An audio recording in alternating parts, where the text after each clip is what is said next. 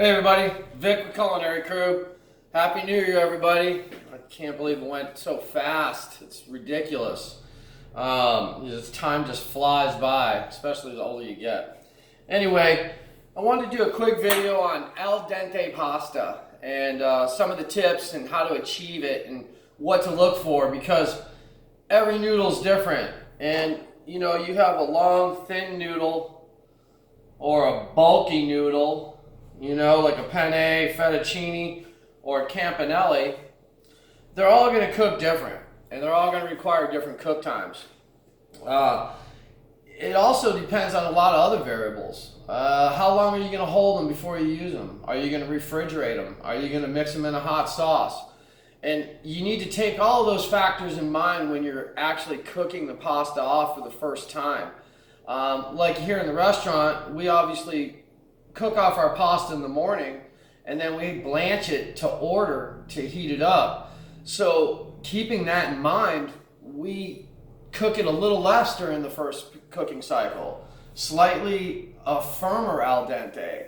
And you know, just so you know, al dente means firm to the bite, and it should have a little firm center to it. And one tip is, if you cut this, and I know you won't be able to see this on camera, but if you cut a noodle in half, there's actually a little tiny white line, and it's almost raw pasta, and that's what gives it its al dente bite. And yeah, you won't be able to see that on camera, but there is a slight white line that's going across there where I broke that noodle off.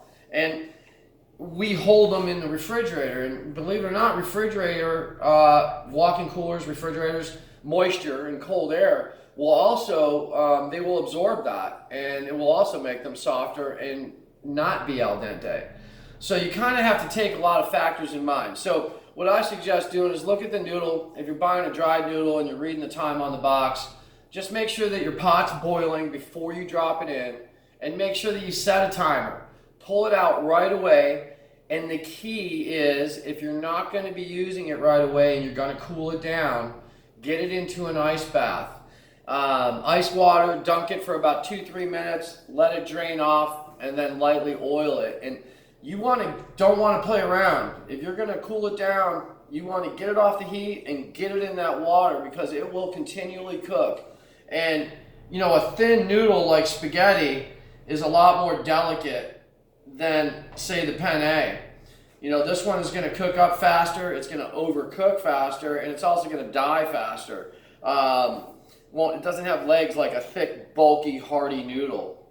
So, for instance, we cooked this one for 5 minutes. We cooked this one for 9 minutes.